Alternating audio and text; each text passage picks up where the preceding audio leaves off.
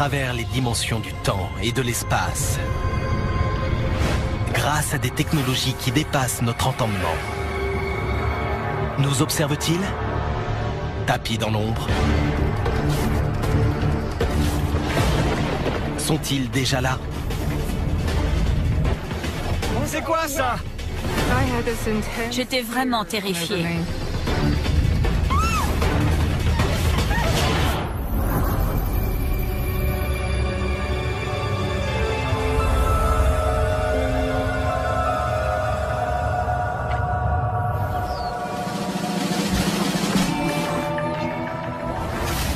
Comté de Bucks, en Pennsylvanie, à quelques kilomètres au nord de Philadelphie. Je suis arrivée ici il y a 6 ans. J'ai 52 ans, je suis mariée depuis 32 ans et j'ai 2 enfants. Le comté de Bucks est très joli. Mais pour Denise Murter, l'endroit n'est pas que synonyme de paix et de tranquillité. C'était en avril 2008. C'est arrivé au milieu de la nuit, vers 1h du matin. Mon chien, Alex, un Yorkshire, dort dans le lit avec nous. Il s'est assis sur le lit et s'est mis à grogner. Il ne faisait pas ça d'habitude. Qu'est-ce qu'il y a, mon beau? Qu'est-ce que tu as? Il ne voulait pas se coucher ni s'arrêter. Il montrait même les dents. J'ai fini par comprendre que quelque chose n'allait pas. Je vais voir, d'accord? Reste ici.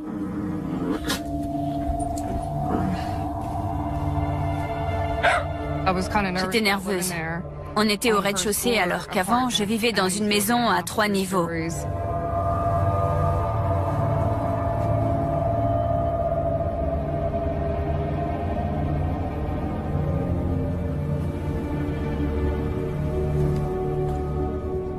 Je regardais partout pour essayer de trouver d'où ça venait, ce qui se passait. Je pensais qu'il y avait peut-être un intrus.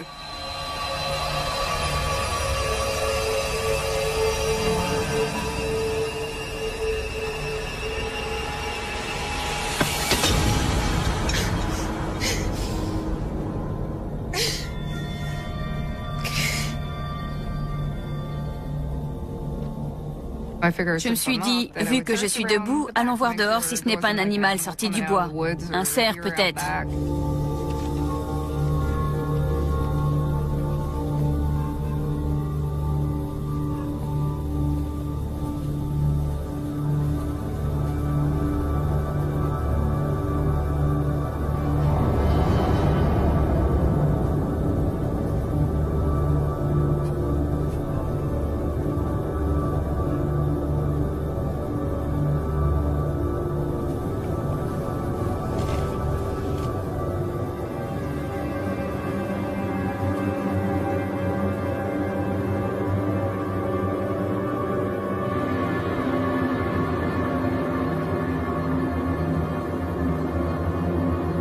Une lueur brillante dans le ciel a attiré mon regard.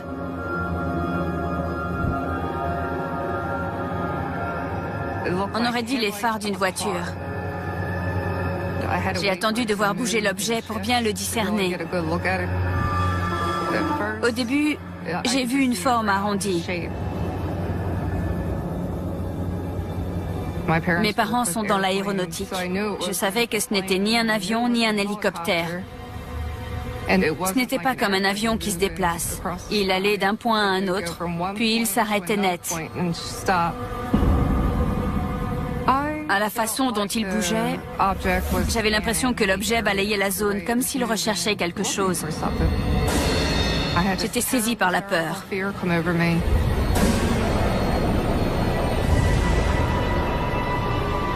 Je ne savais pas ce qui allait arriver. J'étais inquiète. Viens voir, vite! Pourquoi? J'étais ici quand j'ai vu plein de lumière. Il y avait quelque chose dans le ciel. Je ne le vois... Je ne le vois plus. C'était gros, ça m'aveuglait. Oh, tu as vu quoi? J'ai eu peur. C'était énorme. Oh mon Dieu.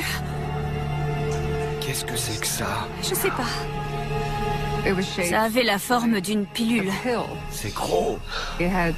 Les angles étaient arrondis. Il y avait une partie en forme de boomerang, comme une aile de voiture, qui était fixée à la partie arrondie. Il n'y avait pas d'aile, pas de propulseur, pas de bruit. C'était totalement silencieux. Ça ne laissait aucune traînée. Et en un instant, ça avait disparu. Qu'est-ce que c'est que ça? Je savais que je n'avais jamais vu une chose pareille. Tu l'as vu? Je l'ai vu. C'est fou. N'en parle à personne, d'accord? Allons nous recoucher. On en reparlera demain matin. Quoi? Que je n'en parle à On personne? dira que t'es folle. Mais tu veux que... Allons nous recoucher. Non, cette chose est sûrement encore là. Allons nous recoucher. Dan? Dan, mon mari, avait peur qu'on se moque de moi. Mais j'étais dans tous mes états. Il fallait absolument que je parle à quelqu'un de ce que j'avais vu.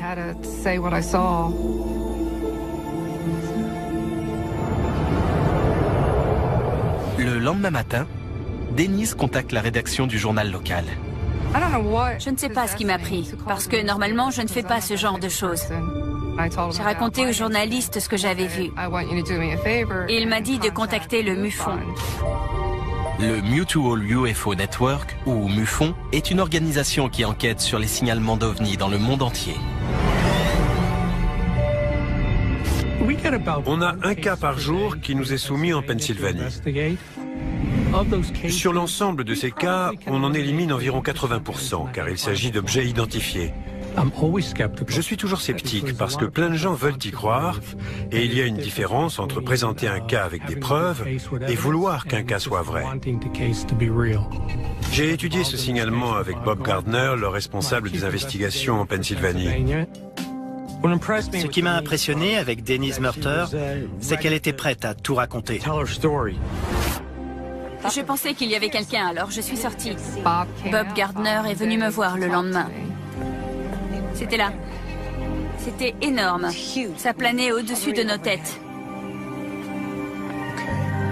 C'était une femme active. Elle avait la quarantaine. Elle parlait de manière très naturelle. Elle rapportait les faits avec précision. Une forme lumineuse, fascinante. Il avait l'air de croire en ma bonne foi.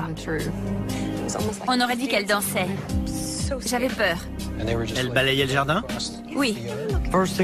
La première chose que l'on fait, c'est qu'on écarte tout ce qui pourrait être de conception humaine ou un phénomène naturel. Il y avait plein de lumière. Je ne voyais aucune source de lumière qui pouvait expliquer ça. Je savais dans quelle phase était la Lune à ce moment-là. Donc je savais que ce n'était pas la Lune. Donnez-moi des précisions sur ces lumières. Elles éclairaient toute la zone ou c'était des faisceaux lumineux? Sur toute la pelouse. Il y en avait plein. Quel objet Denise a-t-elle pu voir?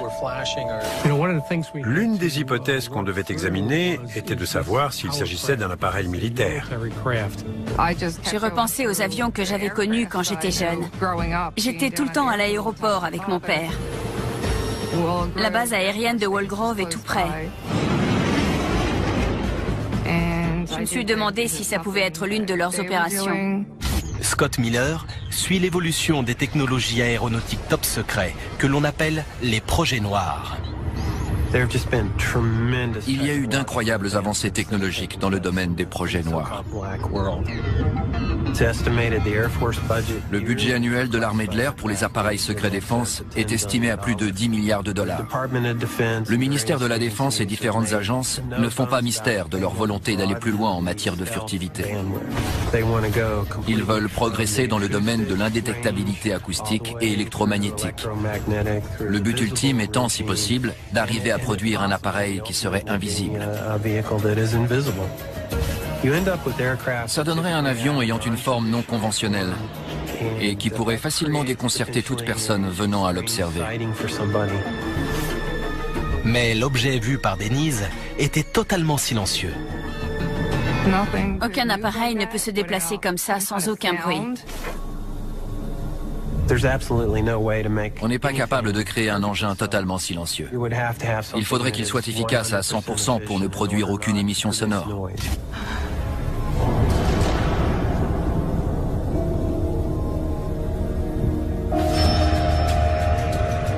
Quelques jours après le premier signalement, le MUFON reçoit d'autres appels d'habitants de la zone.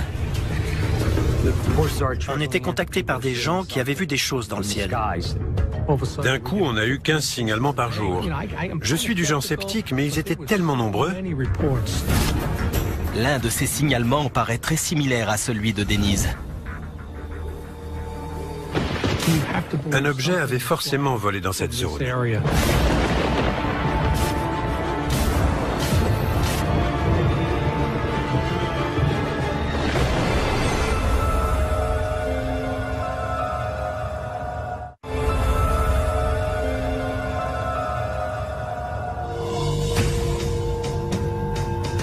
Dans le comté de Bucks, en Pennsylvanie, Denise Murter est convaincue qu'elle a vu un engin planer au-dessus de son jardin. N'en parle à personne. On en reparlera demain matin. Contre l'avis de son mari, elle a contacté le MUFON, qui n'a pu lui fournir aucune piste d'explication sur ce qu'elle a observé. C'était là, c'était énorme. Ça planait au-dessus de nos têtes. L'espace d'une seconde, je me suis demandé si j'avais rêvé. Je me suis dit, on va me prendre pour une folle. Quelques jours après le signalement de Denise Murter, le MUFON reçoit un appel d'un autre habitant du comté de Bucks.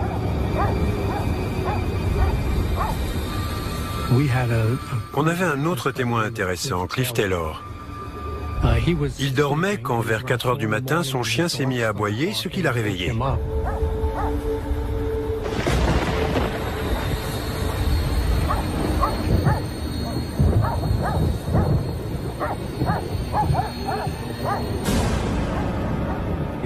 Il a vu un gros objet se rapprocher de sa maison.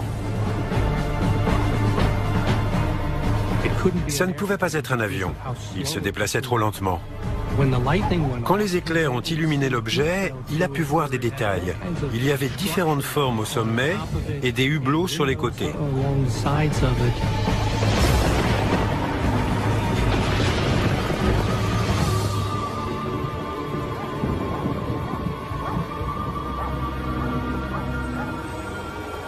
J'étais vraiment contente du témoignage de Cliff Taylor. Ça prouvait que je n'inventais rien.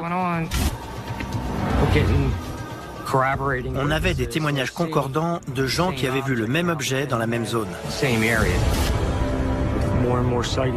Avec la multiplication des signalements, je me suis dit qu'il serait judicieux de contacter l'aéroport international de Philadelphie pour savoir s'ils avaient quelque chose dans leurs données radar. Or, il s'est avéré que oui. Ils avaient bien repéré un objet à la même date et dans le même créneau horaire que Cliff Taylor. L'objet n'avait aucun code de transpondeur. Il y a normalement un code de transpondeur associé à tous les appareils qui volent dans une zone déterminée. Comme cet objet n'en avait pas, on ne pouvait pas le déterminer comme autre chose qu'un objet volant non identifié.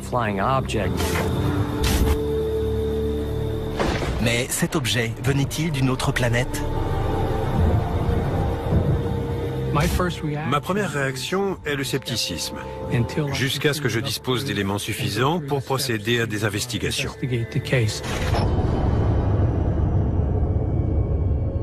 2 semaines plus tard, le principal témoignage va s'étoffer un peu plus.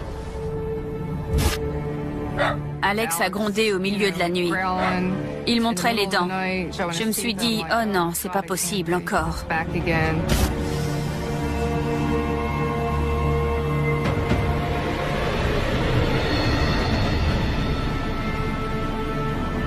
J'ai vu plein de lumière. Je voyais aussi des espèces de petits hublots sur l'engin. Il fallait absolument que j'obtienne une preuve de ce que j'avais vu. Généralement, je laisse mon appareil photo près de la porte.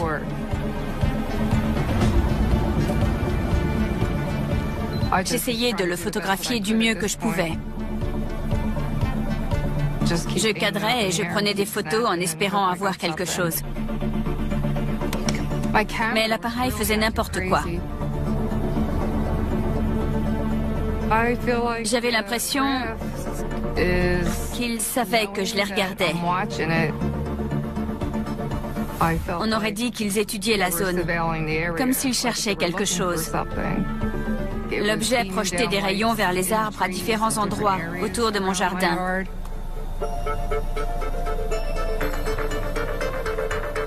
Je commençais à m'inquiéter pour ma sécurité. Je me demandais s'il voulait m'enlever.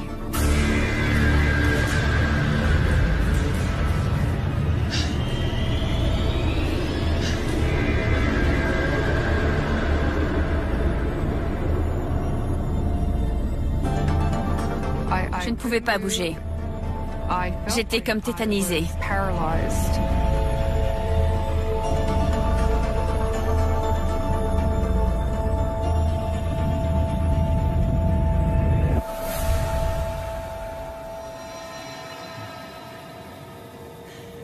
Je ne sais pas combien de temps je suis restée là comme ça. J'ai prié pour que ce soit la dernière apparition. Je n'aurais pas tenu le choc une nouvelle fois.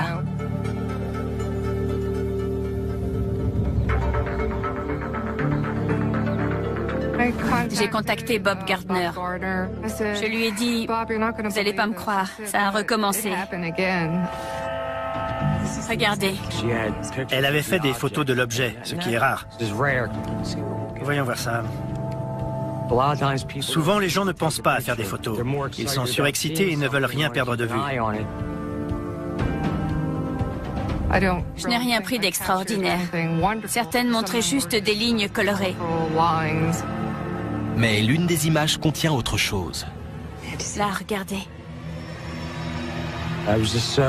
J'ai été stupéfait par ce que j'ai vu. Un alignement de lumière en forme de boomerang. On voyait que c'était le contour d'un objet physique.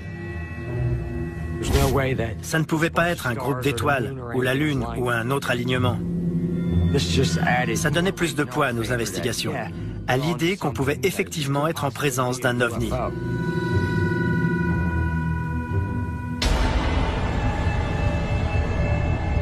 C'était vraiment perturbant. Le cerveau marche à toute allure quand on voit quelque chose et qu'on ne sait pas ce que c'est. J'ai eu beaucoup de mal à dormir.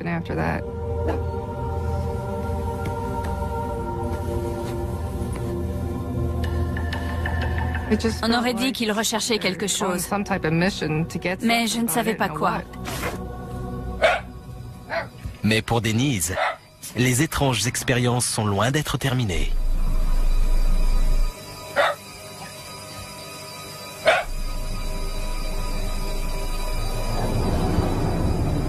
Cette fois, c'était encore plus près de la maison.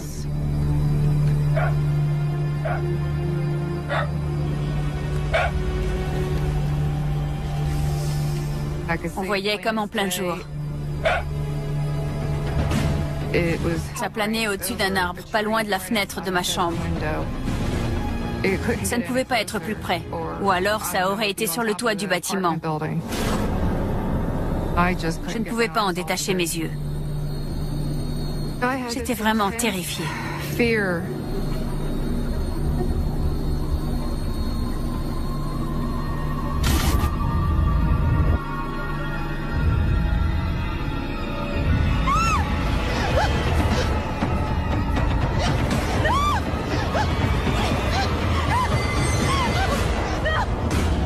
J'ai vraiment cru que ma vie était en danger.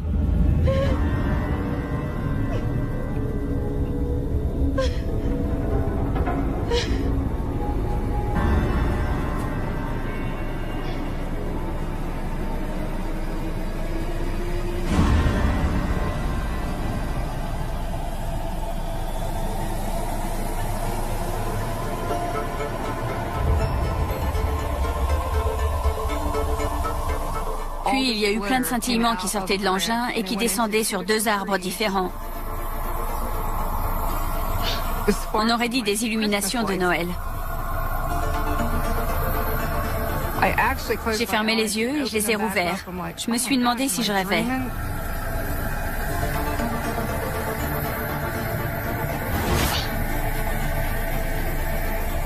J'ai senti un calme m'envahir. Je ne sais pas si ça communiquait avec mon subconscient.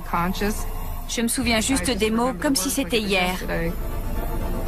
Ça disait « Ne vous inquiétez pas, je ne vous veux aucun mal ».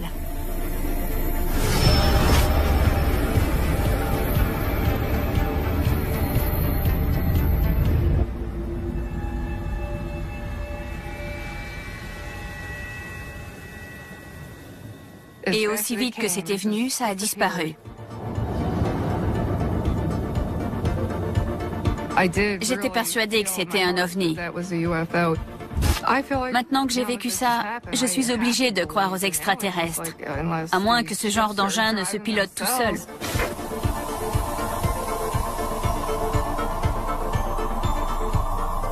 Si ce que Denise a vu est un vaisseau extraterrestre, d'où vient-il?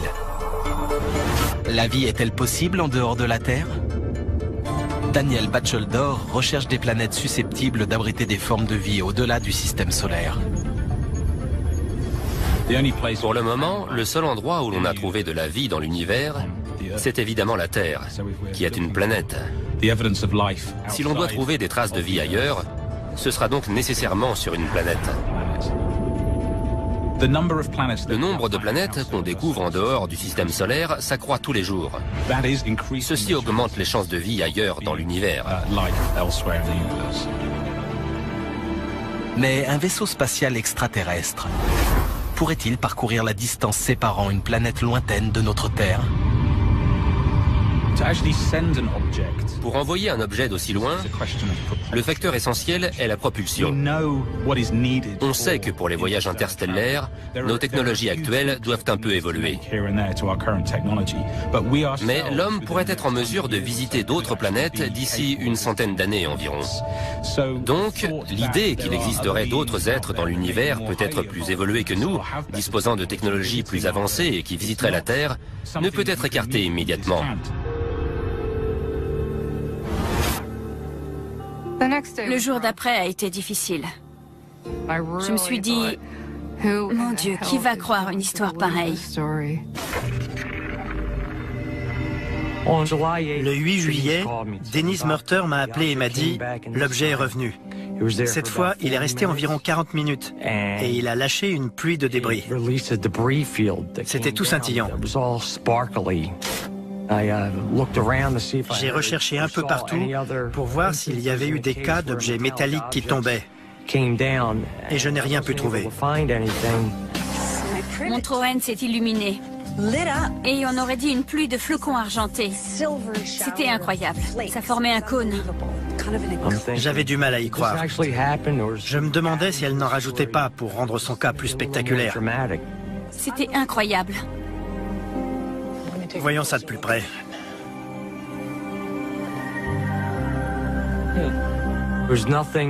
Il n'y avait rien de visible physiquement sur l'arbre. En le regardant, on ne pouvait pas dire qu'il avait été touché. C'est bizarre, je ne vois aucune marque. Il n'y a aucune trace. D'aucune sorte. J'étais plutôt contrarié. Je me demandais si elle inventait. Bon. J'étais sceptique. Franchement, je ne la croyais pas. Cette pluie métallique qui tombait sur son arbre... Lorsque les médias s'intéressent de plus près à son histoire, Denise se heurte à une réaction encore plus hostile. Les gens se moquaient de moi. Ils allaient trouver mon mari à son travail avec des feuilles d'aluminium sur la tête en disant qu'il venait de Mars. Mes enfants avaient honte de moi. Ça fait mal, vous savez. J'ai juré de ne plus en reparler. Est-ce que ça valait tout ça? Ça ne servait qu'à faire beaucoup de mal à ma famille et à moi-même. Mais l'expérience de Denise Murter a réveillé les souvenirs d'un autre témoin. J'ai reçu un email de quelqu'un qui vivait en Floride et qui me racontait qu'il avait vécu quelque chose qui l'avait terrifié.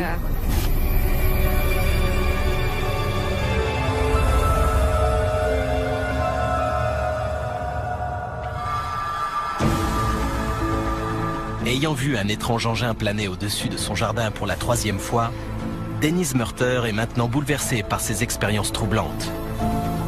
Le retentissement médiatique de ces signalements lui attire les moqueries de la population locale. Elle décide alors de ne plus en parler, jusqu'au jour où elle reçoit un email décrivant un événement inexpliqué survenu 17 ans plus tôt.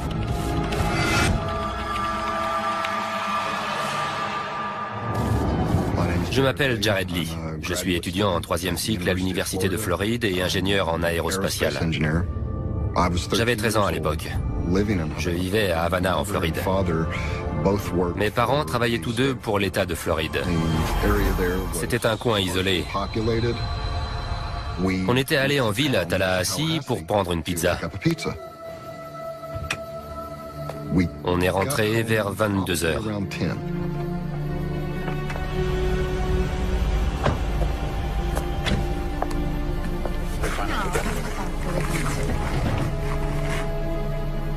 C'est quoi ça?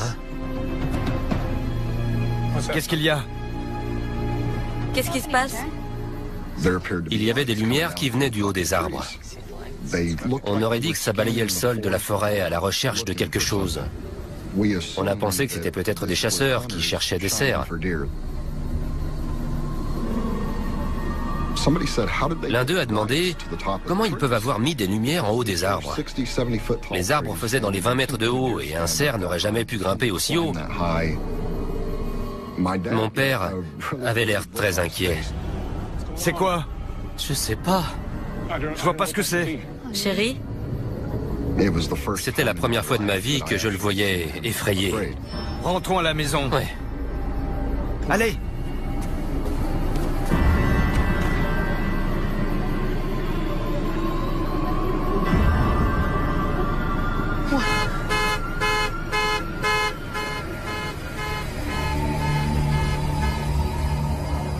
Tout à coup, à gauche, j'ai vu une grande boule de lumière rouge, d'au moins 1,50 m de diamètre. Puis à droite, j'ai vu une autre boule de lumière, mais bleue, qui brillait à la source des faisceaux de lumière. Puis les deux boules ont disparu, et ça a été le noir complet pendant 1 ou 2 secondes. Jared, il faut rentrer. Ensuite, un énorme faisceau de lumière scintillant de couleur blanc-doré a fendu les branchages et frappé le sol de la forêt. Toute la forêt a été illuminée. On voyait des particules scintiller partout.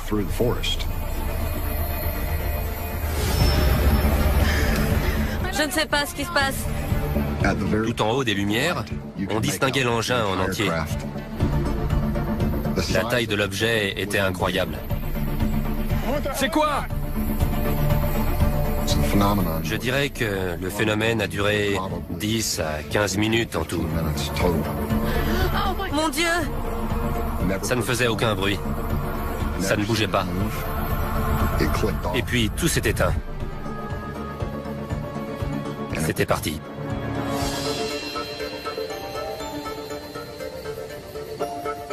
Vous allez bien? Qu'est-ce qui s'est passé? C'est la chose la plus incroyable que j'ai vécue dans toute ma vie. Ce qui m'a poussé à contacter Dennis Murter, c'est la manière dont elle avait décrit les lumières. Je n'ai jamais entendu personne d'autre raconter les choses avec un tel degré de détail et mentionner un phénomène de scintillement. J'étais tellement contente de découvrir que quelque chose du passé corroborait mon histoire. Pour lui, ce que je décrivais était la même chose que ce qu'il avait connu. Dennis Murter et Jared Lee ont-ils assisté à un même phénomène électrique naturel? Joseph Dwyer, professeur de sciences physiques et spatiales, est un expert de la foudre sous ses différentes formes. La foudre globulaire est connue depuis des centaines d'années. Les gens la décrivent généralement comme une boule de la taille d'une balle de baseball qui se déplace horizontalement. Ça dure plusieurs secondes et ça brille comme une ampoule de 60 watts. Ce n'est pas toujours blanc. Il peut y avoir des couleurs. On a aussi parfois dit que ça projetait des étincelles. Il y a beaucoup de théories sur la foudre globulaire. Ça peut être une réaction chimique, quelque chose qui se consume en flottant dans les airs. Ça peut être électrique, une sorte de plasma, une boule de gaz en fusion. La foudre globulaire pourrait-elle expliquer les puissantes lumières que Jared et ses parents ont vues? La foudre globulaire peut faire des choses bizarres. Rentrer chez les gens, traverser les fenêtres. On a souvent dit qu'elle se déplace horizontalement, mais je suppose qu'elle le fait aussi verticalement. Il est totalement impossible de confondre ce type de phénomène avec ce que ma famille et moi, on a vu il y a des années. Si la foudre globulaire ne peut expliquer ce que Denise et Jared ont vu, les lumières pourraient-elles être liées à un phénomène météorologique rare? Un feu de Saint-Elme résulte d'une décharge électrique coronale dans une atmosphère chargée électriquement. S'il y a des éclairs, s'il y a une activité électrique dans l'atmosphère et qu'un bateau ou un avion, tout objet pouvant produire ou conduire un champ électrique passe dans la zone, ça peut diffuser une sorte d'éclat bleuté ou violet. Ça ne brûle pas, mais ça peut émettre de la lumière un peu comme un avion. On appelle ça un feu de Saint-Elme. Jared Lee a-t-il vu les effets d'un feu de Saint-Elme sur un avion passant à travers un orage? Quand j'ai été envoyé en mission en Ouzbékistan, j'ai remarqué un soir sur le tarmac une étrange lueur au loin. En fait, il s'agissait d'un feu de Saint-Elme. Je comprends que quelqu'un qui n'a jamais vu ce que j'ai vu puisse prendre un feu de Saint-Elme pour quelque chose qui n'est pas de ce monde. Mais, en fait, ça n'avait strictement rien à voir. Ce n'est pas ce qu'on a vu. Absolument pas. Informés de l'expérience de Jared Lee, les enquêteurs du MUFON réexaminent le cas de Denise Murter. On avait un témoin qui ne connaissait pas Denise Murter et qui la contactait pour dire qu'il avait vu la même chose. Ça ajoutait beaucoup de crédibilité à son histoire. Ce n'était plus un cas unique. Une nouvelle possibilité vertigineuse s'ouvre alors. Une rencontre rapprochée du deuxième type est une situation où il y a des preuves qui restent. Un cas où on ne voit pas seulement un engin, mais où cet engin laisse des traces ou des preuves derrière lui. Intrigué par le témoignage de Jared Lee, Bob Gardner, enquêteur du MUFON, étudie les arbres qui se trouvent dans le jardin de Denise Murter. Regardez.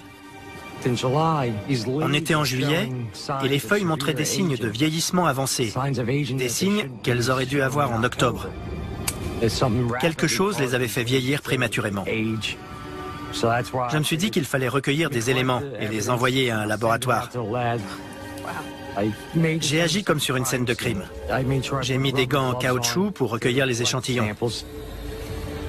J'ai pris des échantillons du troène affecté et du sol au-dessous, mais aussi de l'érable et du sol au-dessous. Il a ensuite descendu la rue et il a trouvé le même arbre que celui qui était dans mon jardin. Et il en a prélevé un échantillon. J'ai pris un échantillon témoin pour que le laboratoire puisse avoir un spécimen de référence pour la zone. J'ai aussitôt bien fermé les sachets pour éviter toute contamination. Denise Murter avait dit que les particules scintillantes étaient en suspension, flottaient dans les airs. Je me suis demandé si ce n'étaient pas des espèces de capteurs liés à une sorte d'expérience. Peut-être que c'était une sonde qu'ils avaient fait descendre dans les arbres pour prendre des échantillons avant de la faire remonter dans leur vaisseau dans un but quelconque.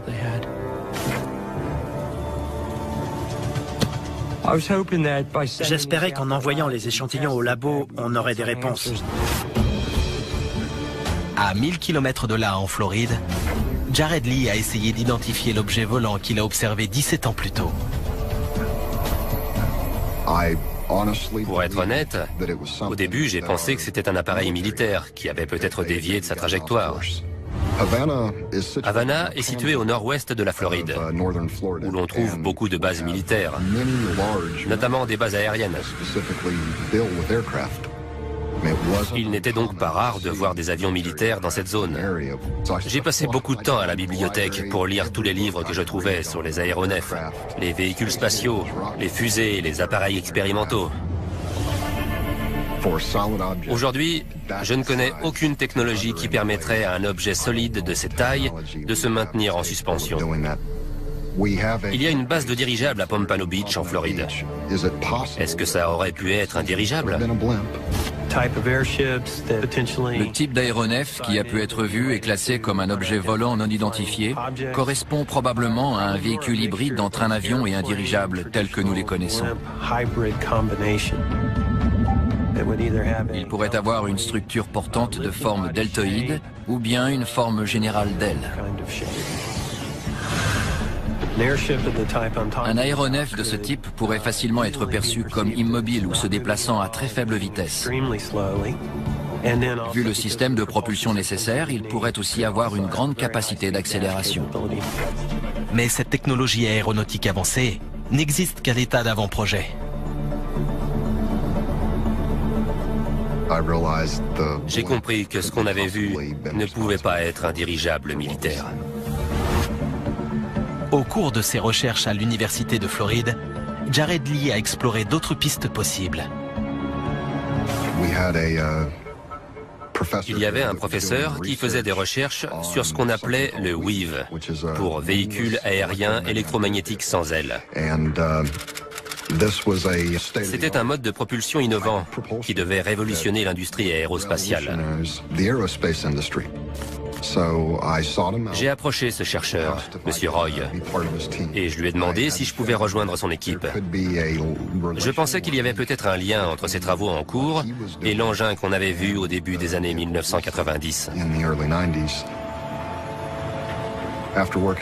Après avoir travaillé avec lui, j'ai réalisé que c'était une erreur. Nous ne sommes pas en mesure de créer quelque chose de comparable à ce que j'ai vu cette nuit-là. Ce que j'ai vu n'était pas un objet qui avait été conçu Mon Dieu! par nous, êtres humains, sur cette planète. Il était issu... Il venait d'ailleurs. Denise Murter était la seule personne que je connaissais qui avait vu la même chose que moi. Je me suis sentie liée à lui. On était tellement contents de pouvoir en parler à quelqu'un qui avait vécu la même expérience. Il savait du coup qu'il n'était pas fou, et moi pareil. Ça a relancé mon envie de trouver une réponse. Quand j'ai appris que le MUFON enquêtait sur ce cas et qu'ils avaient pris des échantillons de l'arbre, ça m'a donné envie de retourner à l'endroit où ça s'était passé bien des années avant et de le réexaminer. Les arbres de la zone n'avaient pas poussé de la même manière que les autres arbres. Il y avait un cercle quasi parfait d'arbres qui était décoloré, qui se démarquait parce qu'il présentait une décoloration pathologique par rapport aux autres arbres. Les particules scintillantes que Jared Lee a vues ont-elles dégradé les feuilles que les enquêteurs du MUFON ont collectées dans le jardin de Denise? La science détient-elle la clé de l'énigme? Quelque chose d'extraordinaire s'est produit dans mon arbre.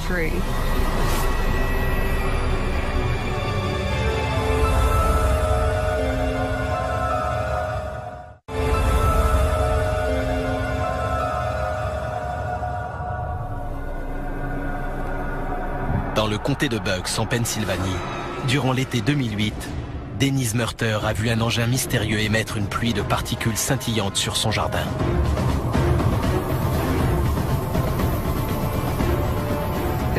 Quelque chose d'extraordinaire s'est produit dans mon arbre. Recherchant des preuves tangibles d'un contact, les enquêteurs du MUFON ont transmis des échantillons de feuilles à un laboratoire. Les preuves matérielles sont essentielles dans toutes nos investigations. Plus on peut en rassembler, meilleure sera notre appréciation d'un cas. J'étais curieux de savoir ce qu'ils trouveraient en analysant ces échantillons. Y avait-il des substances chimiques, des résidus sur les feuilles? Phyllis Budinger est spécialisée dans l'identification des substances moléculaires inconnues. J'utilise principalement la spectroscopie infrarouge. On examine les substances à la lumière infrarouge. Les vibrations moléculaires interagissent avec cette lumière à différentes fréquences. Le spectre qui en résulte est unique pour chaque molécule identifiée, de la même manière que l'ADN est unique pour chaque individu. Je recherchais des éléments inhabituels sur les feuilles et la terre, des éléments qui n'auraient pas dû s'y trouver. Je n'ai rien pu déceler. Faute de résultats au niveau moléculaire, l'experte tente une autre approche. J'ai envoyé les échantillons à un laboratoire d'analyse élémentaire pour une spectrométrie par torche ICP, c'est-à-dire à plasma et à couplage inductif. C'est une bonne technique d'identification des éléments. Il y avait une forte présence de bore sur les feuilles de Troène, mais pas sur les feuilles témoins. Le bore est le 5e élément dans le tableau périodique des éléments. On n'a relevé aucun niveau élevé de bore dans la Terre. On n'avait donc aucune explication sur l'origine de sa présence. L'arbre qui n'avait pas été touché ne contenait pas ça sur ses feuilles. Mon arbre avait été irradié par quelque chose qui venait de l'engin. Le bore est couramment employé dans l'aérospatiale. On en trouve aussi dans les engrais, ce qui pourrait être une explication. Mais dans les proportions qu'on a trouvées sur cet arbre, c'est très inhabituel. Les échantillons recèlent également de fortes teneurs en magnésium. Je me suis procuré un document qui liste les éléments chimiques relevés de manière récurrente dans les enquêtes sur les ovnis. Vous savez ce qu'il y avait? Le bore et le magnésium. Voyons ça de plus près. Normalement, on ne trouve pas de bore ni de magnésium dans les arbres de son jardin. Mais c'est un élément chimique courant quand on a un signalement d'une rencontre rapprochée du deuxième type, lorsque quelque chose touche le sol ou des feuilles depuis un engin. Les analyses prouvaient que quelque chose s'était passé. Il y avait bien du bore et du magnésium dans mon arbre. Ils ne sont pas arrivés là tout seuls. L'examen en laboratoire a renforcé la crédibilité de ce cas, en montrant qu'il y avait eu contact avec un objet extraterrestre et que Denise Murter avait bien vu un engin venu d'ailleurs. Nos connaissances scientifiques ne sont valables que jusqu'à la prochaine découverte. On découvrira peut-être que la vie est plus abondante dans l'univers qu'on ne l'avait imaginé. Depuis que j'ai vécu ça, je me dis que rien n'est impossible. Maintenant, tous ces gens qui disent qu'il leur est arrivé des choses, je ne les prends plus de haut. J'écoute ce qu'ils ont à dire. Plus rien n'est comme avant.